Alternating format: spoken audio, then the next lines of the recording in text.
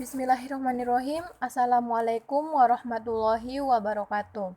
Puji dan syukur senantiasa kami panjatkan kehadirat Allah Subhanahu wa Ta'ala yang telah melimpahkan rahmat dan karunia-Nya sehingga kami dapat menyelesaikan PowerPoint ini guna memenuhi tugas kelompok untuk mata kuliah komunikasi antar budaya dengan judul Efektivitas Media Saluran Pesan Komunikasi Antar Budaya.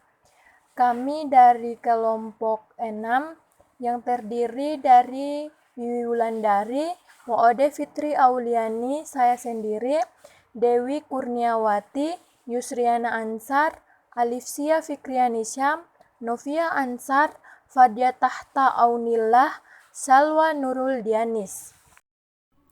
Bab 6. Efektivitas media saluran pesan komunikasi antar budaya. Media dalam proses komunikasi antar budaya merupakan saluran yang dilalui oleh pesan atau simbol. Dalam proses komunikasi antar budaya, media merupakan tempat saluran yang dilalui oleh pesan atau simbol yang dikirim melalui media tertulis. Misalnya, surat, telegram, faksimile. Selain itu juga, media massa atau cetak seperti majalah, surat kabar, dan buku. Media massa elektronik seperti internet, radio, televisi, video, film, dan lain-lain. Para ilmuwan sosial menyepakati dua tipe saluran pesan dalam komunikasi antar budaya, yaitu 1. Saluran sensoris adalah saluran yang memindahkan pesan sehingga akan ditangkap oleh 5 indera, yaitu mata, telinga, tangan, hidung, dan lidah. Kedua, saluran yang sudah sangat dikenal dan digunakan manusia, misalnya percakapan tatap muka dan media massa. A. Konsep dasar saluran pesan komunikasi antar budaya. 1. Pengertian media komunikasi. Media adalah alat atau sarana yang digunakan untuk menyampaikan pesan dari komunikator kepada halayak. Beberapa pakar psikologi berpendapat bahwa media yang paling dominan dalam berkomunikasi adalah panca indera manusia seperti mata dan telinga.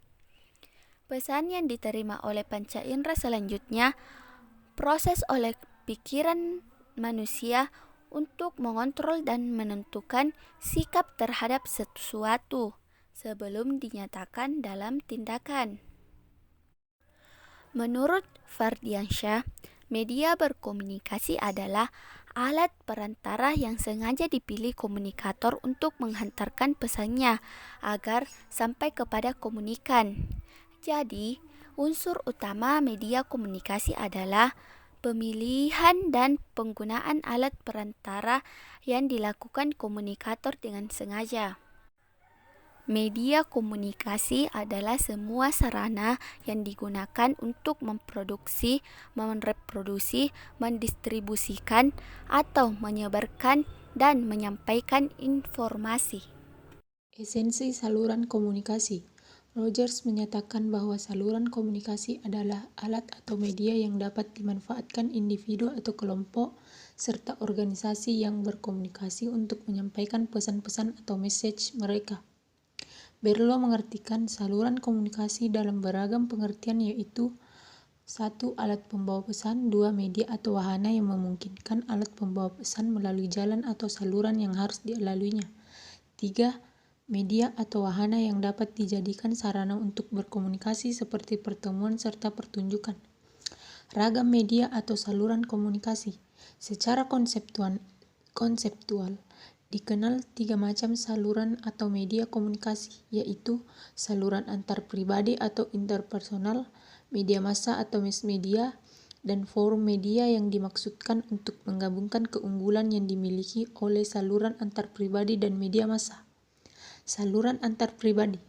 Media antar pribadi atau interpersonal adalah media yang memungkinkan para pihak yang berkomunikasi dapat berkomunikasi secara langsung, baik dengan tatap muka atau misalnya percakapan antar individu, diskusi dalam kelompok kecil, pertemuan di dalam ataupun di luar ruangan, atau menggunakan alat, misalnya melalui telepon, chatting melalui internet, dan menggunakan telekonferensi. Lineberger dan Gwyn mengemukakan dua ciri yang harus diperlihatkan dalam penerapan saluran antar pribadi, yaitu sebagai berikut. Saluran antar pribadi merupakan saluran ganda atau multi-channels, berkomunikasi tatap muka, memerhatikan bahasa yang digunakan, serta menyangkut ekspresi raut muka, pakaian dikenakan, tingkat kelantangan suara, waktu dan tempat yang tepat untuk berkomunikasi. Saluran antar pribadi sering menghadapi hambatan atau barrier berupa kesenjangan budaya, generalisasi yang salah, serta perilaku yang mencurigakan. B. Saluran media massa. Saluran media massa adalah segala bentuk media massa, media cetak, media elektronik, dan multimedia yang dapat digunakan oleh pihak-pihak yang berkomunikasi untuk menyampaikan pesan. Media cetak adalah surat kabar, tabloid, majalah, jurnal ilmiah, poster, leaflet, folder, serta brosur. Media elektronik berbentuk audio suara, misalnya radio, pita rekaman atau tape recorder, dan CD atau compact disc, atau audiovisual, misalnya film, televisi, VCD. Adapun multimedia merupakan segala bentuk produk media cetak dan audiovisual yang digabungkan dalam satu paket media komunikasi. Media massa biasanya lebih efektif dan lebih murah untuk mengenalkan inovasi pada tahap-tahap penyadaran dan menumbuhkan minat. Tetapi saluran atau media ini memiliki kelemahan berikut. 1. Isi pesan yang disampaikan kurang jujur. 2. Bahasa dan kalimat atau istilah yang digunakan kurang akrab dengan masyarakat penerima manfaatnya. 3. Isi pesan kurang memerhatikan kebutuhan pembangunan masyarakat. 4. Isi pesan terlalu berorientasi pada masalah-masalah teknis. 5. Isi pesan kurang memerhatikan sistem nilai yang berlaku di dalam masyarakat. C. Forum media. Forum media adalah saluran komunikasi berupa sekelompok kecil orang yang dapat saling tatap muka untuk berkomunikasi atau mendiskusikan pesan-pesan tertentu yang diterima media massa. Bentuk-bentuk forum media misalnya kelompok belajar, kelompok pendengar, dan kelompok pencapir atau kelompok pendengar, pembaca, dan pemirsa televisi. 4. Pilihan penggunaan media. Dalam praktek komunikasi antar budaya, fasilitator harus mampu mengidentifikasi sekaligus memilih saluran media yang efektif. Dalam arti kata, pada suatu pihak disukai penerima manfaatnya dan pada pihak lain mampu dan terampil menggunakan dan mengoperasionalkannya.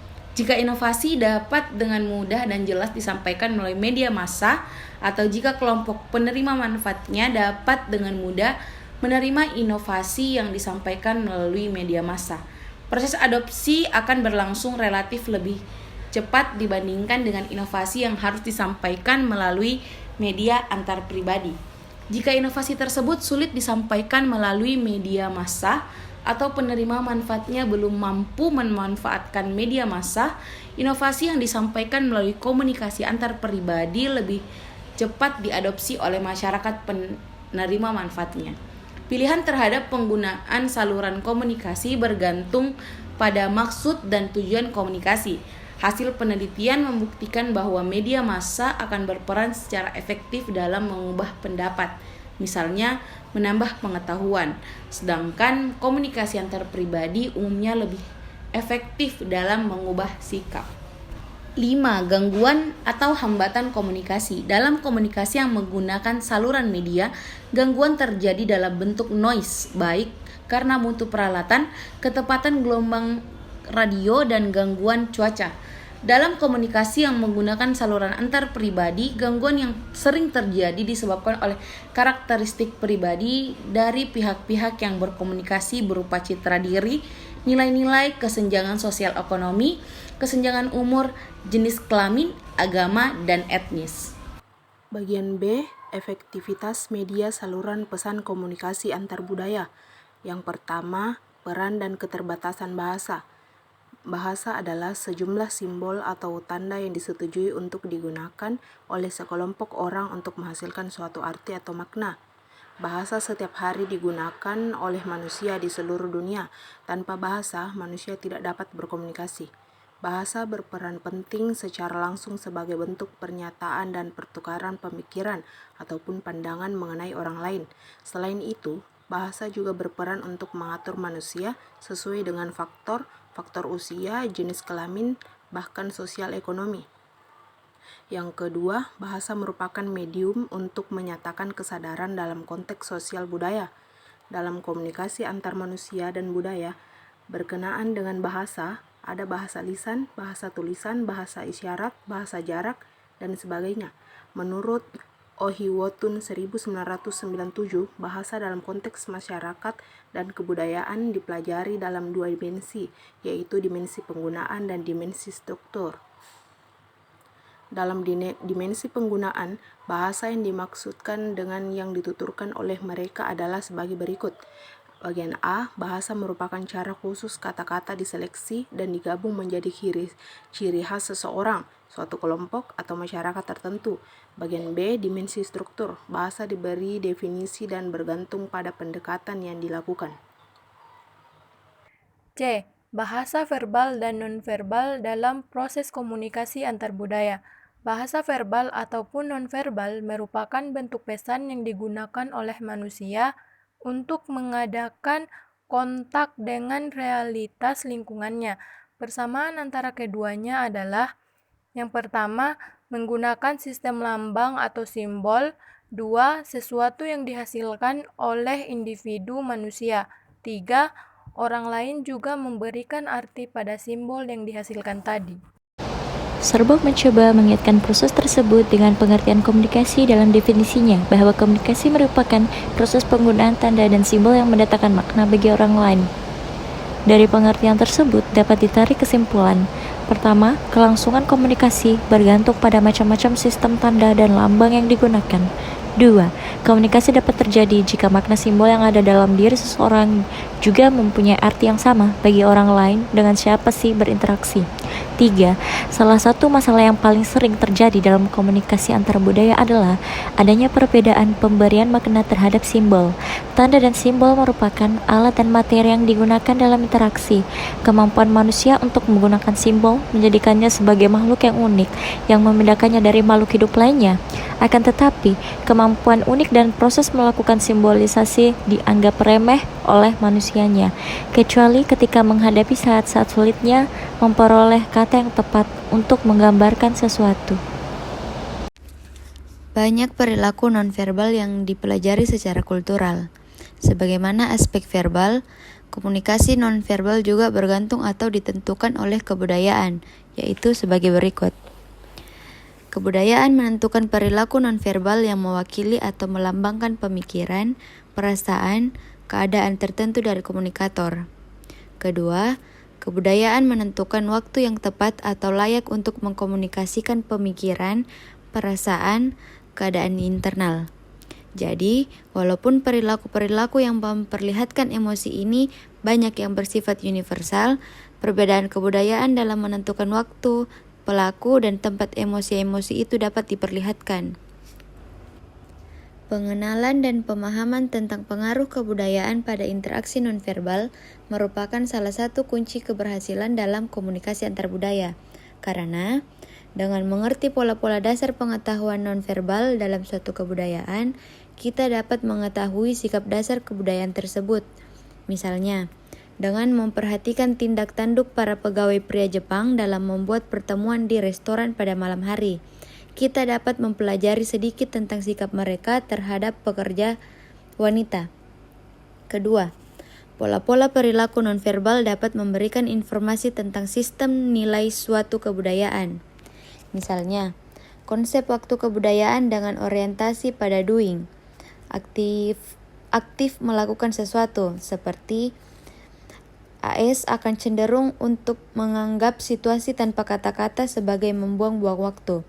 Bagi kebudayaan dengan orientasi pada doing atau keberadaan, suasana hening dalam pembicaraan mempunyai nilai positif karena penting untuk pemahaman diri dan kesadaran akan keadaan.